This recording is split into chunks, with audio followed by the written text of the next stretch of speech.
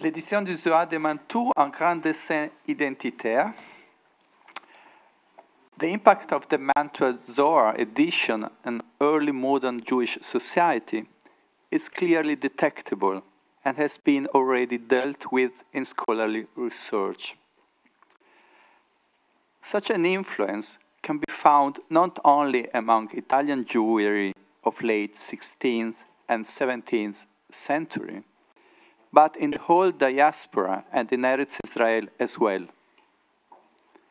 How and why it was decided to print a work previously confined to a restricted circulation will be further discussed during our meeting today, and I leave to my colleagues the text of investigating it.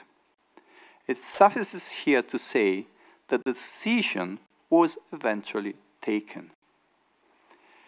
There had been serious concerns in some rabbinic circles concerning this disclosure of a secret lore. The well-known responsum by Isaac de Lattes included in the first volume of the Ha-Zohar, tries to address such a criticism. One can accept or reject the latter's explanations, but as soon as the 3-volume set was completed and the Cremona edition was finished as well and started to be distributed, there was no way back. The Zohar was finding its way to the Jewish readership from northern Africa to Poland, from Antwerp to Sfat. Together with the Zohar, some other important Kabbalistic texts were printed within the same project as well. In 1557, the Tikkunei Ha-Zohar had appeared. In 1562, the Sefer Yetzirah was also printed, to mention only 2 of them. However, the Zohar was by far the most influential single Kabbalistic work to be diffused in printing, and the one that made the difference in influencing future readership. My aim in this short lecture of mine is to discuss an aspect of the whole printing project that has not been analyzed so far. Okay? To my mind, such a discussion will enable us to better understand the impact of the Ha-Zohar edition on Jewish identity. Let's start with some considerations on the setting of the Zohar within the frame of 13th century Jewish culture in the Iberian Peninsula. In a short, yet seminal article written in Hebrew in 2001, Yehuda Liebes suggested that the Zohar is the result of a whole literary movement that developed in mid-13th, beginning 14th century Castile. Such a movement aimed at enhancing, quotation, a spiritual renaissance of the Jewish religion after a long period of cultural stagnation. In order to substantiate his claim, Liebes offers a parallel with the Italian Renaissance, as Dante and Petrarca inaugurated a cultural innovative period by distancing themselves from the medieval culture and drawing from classical heritage. So did the authors of the Zohar, by taking from the teachings of the Tanaitic masters and shaping their work as a pseudo-epigraphic text. This fascinating insight into the most important mystical work of Jewish tradition has been almost completely neglected by recent scholarships, with the exception of an article published in 2005 by Moshe Idel. There, the Kabbalistic literary production of Castilian Jews of the last quarter of the 13th century is described as an unprecedented outburst of mystical creativity. Idel as well, in this regard, speaks of a, quotation, renaissance of Kabbalah, which has at its core the Zoharic text. As to the causes of this period of great innovation, Idel points to the context of the majority culture in Castile at that time.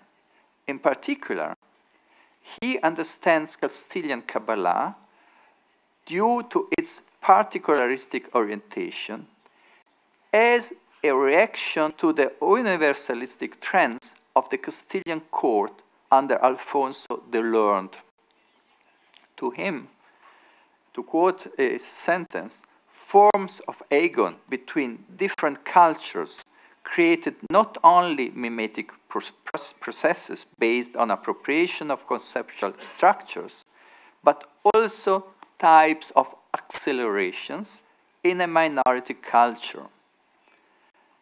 As a consequence, Idel stresses the importance of the fact that the Kabbalistic development in Castile took place in, I quote, a special period of time, which itself was described in Spanish culture as a Renaissance, the Alphonsine Renaissance. In spite of the end of quotation, in spite of this interesting notation, Idel doesn't develop the parallel any further.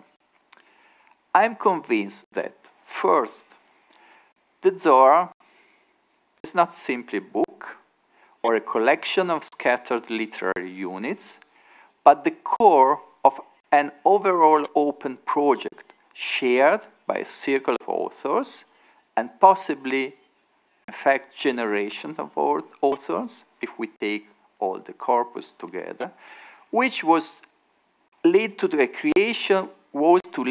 creation of a Jewish mystical corpus to be understood as a response to the Christian literary and theological corpora available in the Iberian Peninsula during the 13th century. In particular, I see the corpus of texts collected and translated under the patronage of King Alfonso the Learned as the most relevant Christian equivalent to the Zohar. Alfonso's project can be seen both as a starting point and as the model with which to compete. Second, the Zoharic mystical hermeneutics was partly framed within narrative models. The adoption of a literary structure as a tool for expressing a mystical message has to be seen as well against the cultural context of the time. So both imitating and answering, not only imitating, but answering to the King Alfonso the Learned project, and using a narrative frame as the main tool in this enterprise. As pointed out by Norman Roth, 1991, for instance, Jewish authors and translators, which mainly translated from Arabic into Castilian, gave a remarkable contribution both to the scientific culture of the time and to the development of the Spanish language. As stressed by Idel in the article already quoted, there is no doubt that this activity, quotation, had an impact on the Kabbalist activity. Idel pointed also that the likely impact on Castilian Kabbalah of the magical and the hermetic text introduced in Europa, he mentioned it, during the Alphonsine Renaissance.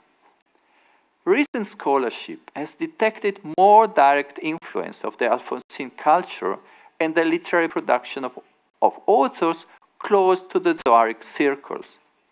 For instance, Sarah Offenberg in 2014 has shown the impact of the Canticles of Holy Mary, the Alphonsine collection of art forms, which entailed more than 400 lyrics and narrative poems of praise in honor of the Virgin Mary, on the Mishal Akadmoni, a rhymed prose narrative written by Isaac ibn Sahula, a townsman of Moses de Leon, and, as pointed out by Hartley Letcher, 2010, quotation, possibly, Isaac ibn Sahula, even a member of a group of Kabbalists believed to be responsible for the composition of the Zohar. In fact, the first quotation by the Midrash Aneilam, part of the Zoharic corpus, is found in the Mishal Kadmoni by Ibn Sa'ula. As we shall argue, Ibn Sa'ula's work belongs to the Jewish Castilian Renaissance and plays a crucial role in understanding the intention of the authors of the Zohar.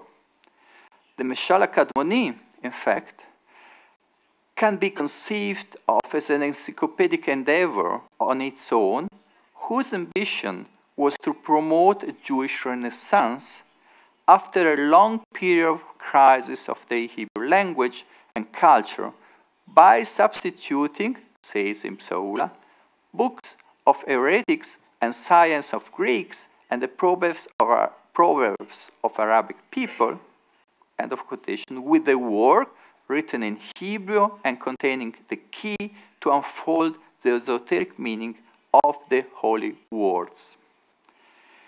A similar attitude can be found in the Zohar as well, albeit with a different stress on mystical and sephirotic lore.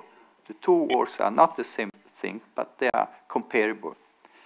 What has not been seen, or only partly seen by scholarship, is that the Mishal, Kadmoni, and the Zohar are not only influenced by their cultural context and not only absorbed themes that began to circulate during that time, but are the result of a larger project which was to challenge the contemporary Christian encyclopedic collections, enhancing a Jewish Renaissance based on the revelation of the lost, esoteric, full-fledged meaning of the Torah.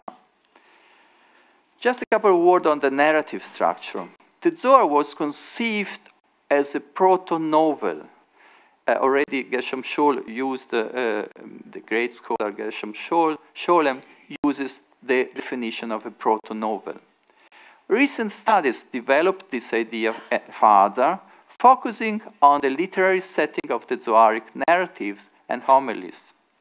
Nathan Wolski, 2010, for instance, has pointed out the surprising fact that, I quote, not even once throughout its more than 1,000 folios pages do we encounter the companions in a traditional Jewish setting, the house of study or the house of praying.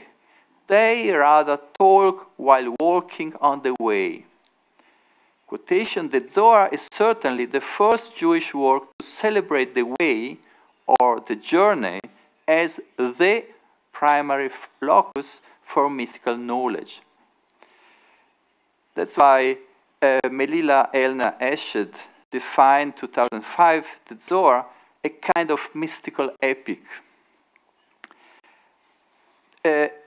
But usually Zohar scholars didn't stress this epic narrative element as a key and common feature, not only of the Zohar, as a feature of the 13th century encyclopedism. It plays a great role in the project of Alfonso and in other great thinkers of the time, as for instance in Ramon Lull, a contemporary of Alfonso and an author acquainted with Jewish mysticism and Muslim mysticism as well. As shown by Mary Franklin Brown, 2012, Lull, influenced by his early apprenticeship in troubadour lyric, conveyed his cultural and theological problem through narrative and visual exegetical tools. More than that, the Zoharic Lust zu fabulieren has to be analyzed against the background of the rising interest among Jewish communities of the 13th century for non-Jewish, non-Hebrew secular romances and poems. As shown by Leviant, 2013, at that time, both the common folk and the rabbis, quotation, fell victim of the charms of non-sacred literature. As early as in the 12th century, we can find learned men such as the Tosaphist Samuel ben Beir comparing, he says, the exchanges of the lovers and the songs of songs to the ballads of the troubadours. Or exegetes such as Isaac ben Yehuda Levi coloring their interpretation of biblical passages with chivalric motives. The trend found its peak in 2079 when a fragment of the history of King Arthur, with an interesting reference in Hebrew to the book of the Gesta del Sangral, Hebrew-Spanish, Libro de la Gesta del Sangral, was translated into Hebrew. It's noteworthy that the translator justified his undertaking with the following words. I quote, "The reason for my translation was that sinners will learn the paths of repentance and bear in mind their end and will return to the name." But in fact, he translated a Romance epic. So far, the Zohar scholarship has not stressed sufficiently, I think, the connection between Zoharic narrative strategies and contemporary literary culture. On the one hand, the Zoharic authors absorbed specific literary elements and strategies from the culture of their time and set them in a new narrative framework so to give new meaning and relevance to them. Doing this, they created an original kind of mystical literature capable of supplying the Jewish audience with the Hebrew form of epic narrative. On the other hand, by conveying their doctrines through this literary tool, they were able to transfer their theories from a profane dimension to a sacred one, providing them a new spiritual and metaphysical significance. We can now bring more on focus the assumption made by Judah Liebes we mentioned at the beginning. The Zohar can be compared to the Italian Renaissance as far as it conveys a larger project aimed at steering Jewish cultural resistance against Christian culture and theological models. A group of Jewish intellectuals who were well aware of what was going on in contemporary Christian elite culture and the Iberian Peninsula shaped a response that was not only mimetic, but representing also a kind of acceleration, as Deles put it. In doing this, the Zohar Kabbalists were aiming at an identitarian strategy in the same way Italian humanistic ideals and later Italian Renaissance represented an identitarian answer to the political and cultural supremacy of the, what Italians thought to be the barbarians. By defining the Zohar a Renaissance-like phenomenon, we gain a new perspective on the Zohar on the Mantuan Zohar edition as well, and we can fully appreciate the work of Mantuan and Cremona editors and typographers as an identitarian project. And this is our subject. I will follow here the path first set by Elizabeth Eisenstein in her seminal 2 volumes work on, I quote the title, is The Printing Press as an Agent of Change, first published in 1979. I'm aware of the scholarly debate the book has aroused and cannot discuss in the present lecture the aspects of Eisenstein's work I don't agree with.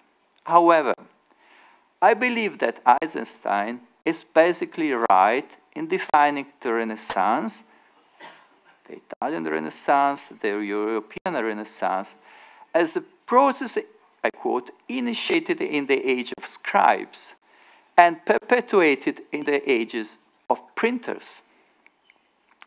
End of quotation. What differentiates the Italian Renaissance of the 15th, 16th century from previous Renaissances, we have a lot of them, for instance, the 12th century one, is the fact that the latter were confined to the word of the manuscript, while the former, the Italian Renaissance, was perpetuated by the invention of typography.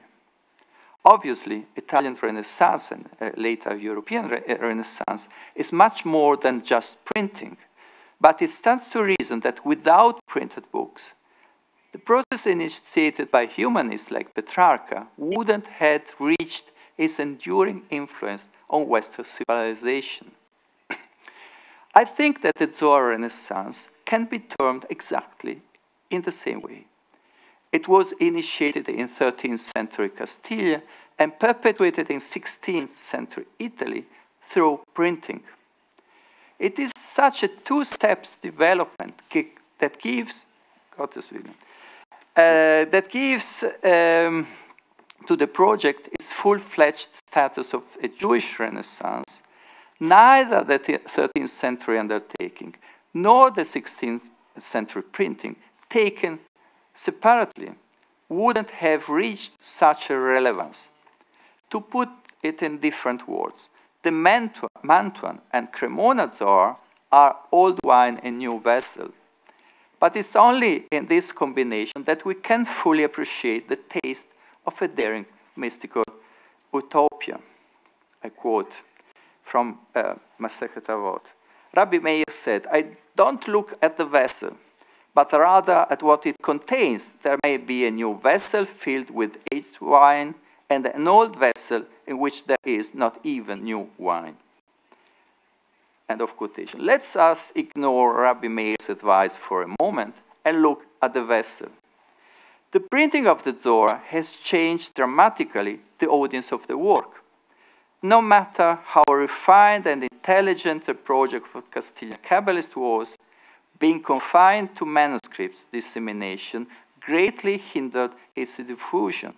As we learned from the preface by Emmanuel of Coropoli in his Akdamata Magia, Zohar manuscripts were quite rare in 16th century Italy and could be obtained for their jealous owners with many efforts only.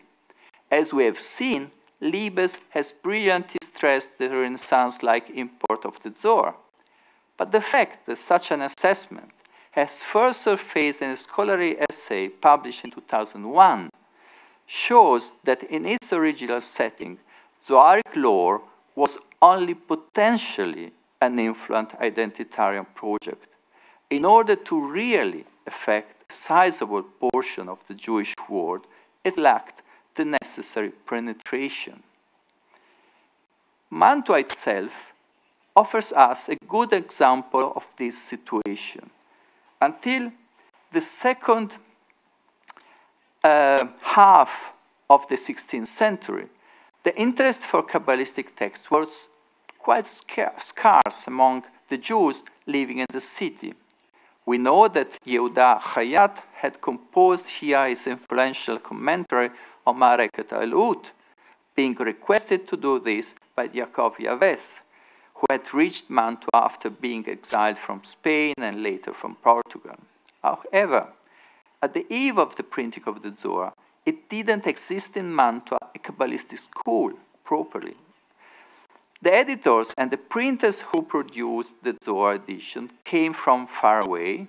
Emmanuel of Coropoli of the Gallici family was born in central Italy, Coropoli is a town in nowadays Abruzzo.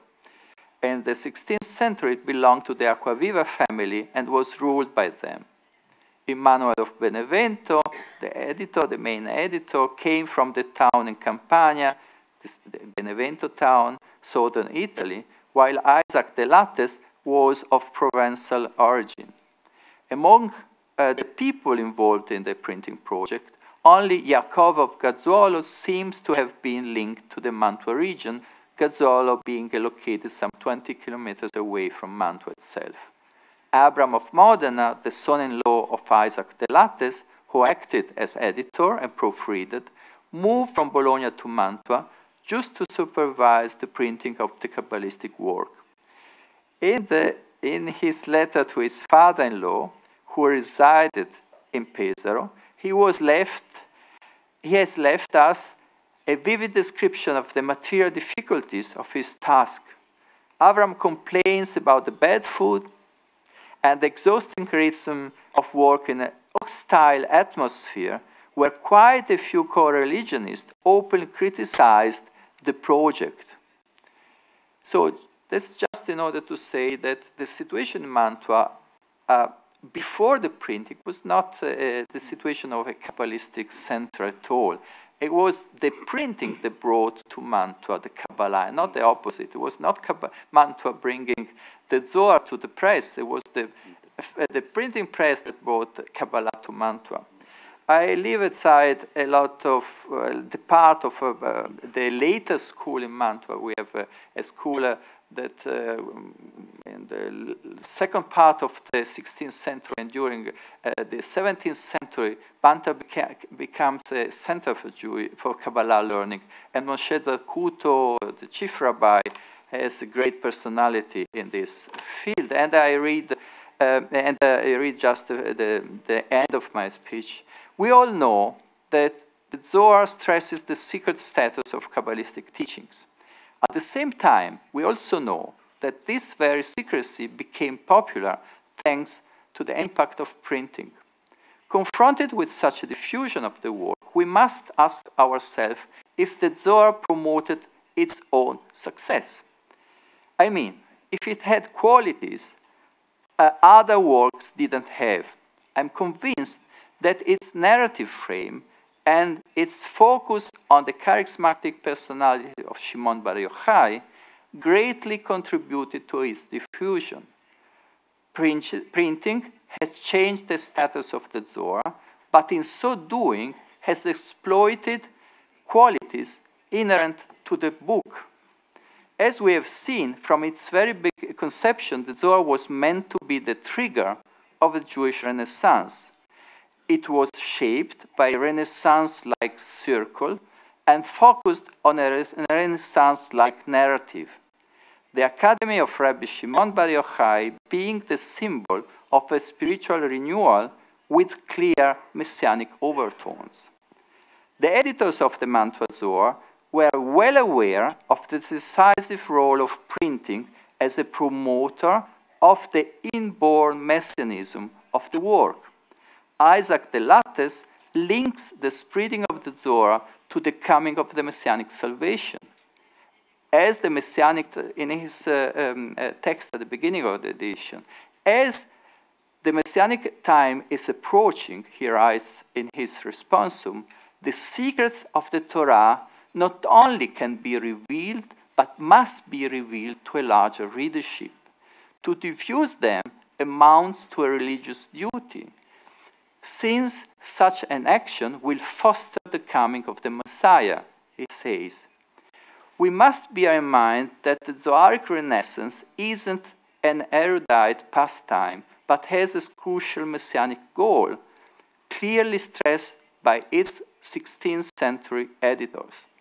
Typographical diffusion fulfills the original aims of the Zohar by spreading the spiritual awakening envisaged by the Castilian 13th century circle. A messianic awakening is per se a rescue of the many. The collective mission fostered by the Zohar needed an appropriate tool in order to be implemented, and it found it in mid-16th century Italy. We started our short journey in Castilla and are now back in Mantua. Almost 3 centuries later, and some 2,000 kilometers away, the Zohar Renaissance conceived in Castilla is now being accomplished in Mantua. Thank you.